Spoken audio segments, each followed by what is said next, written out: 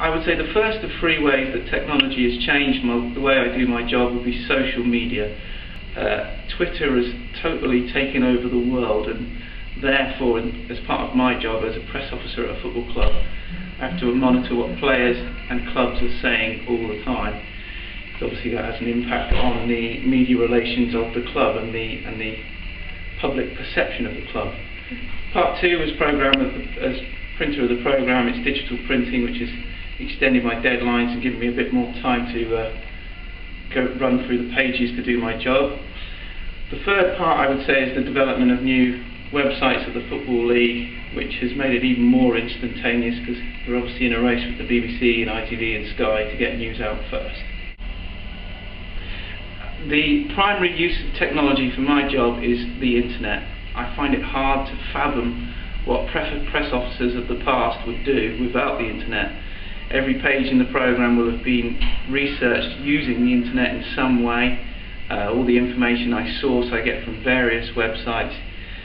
Just today I've been at work for 2 hours and only now have I come off using the internet, and I've already done 2 stories for our website. So the internet is everything in my work. The last piece of technology I used in my job was Adobe Photoshop. We have a game here at Torquay United, and today is the first game of November, so we award our Player of the Month for October. And as part of that, I've put together a little piece of artwork and a presentation for that player, and then the chairman will present it to him prior to the game today so that the crowd can all acknowledge how well he's played. Photoshop's obviously a fantastic tool for me in my job because I do a lot of poster work.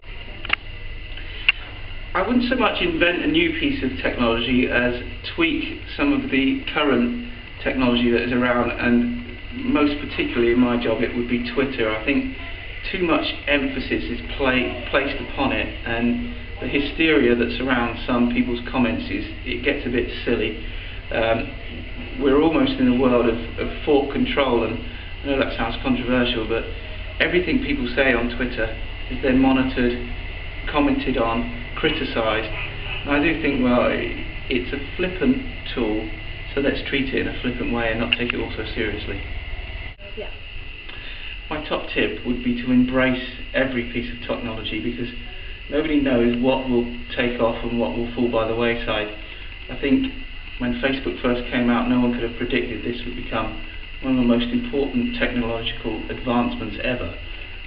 So my advice would be, give everything a try. Don't give up on it, however frustrating it might be, because you never know what will become the next big phenomenon.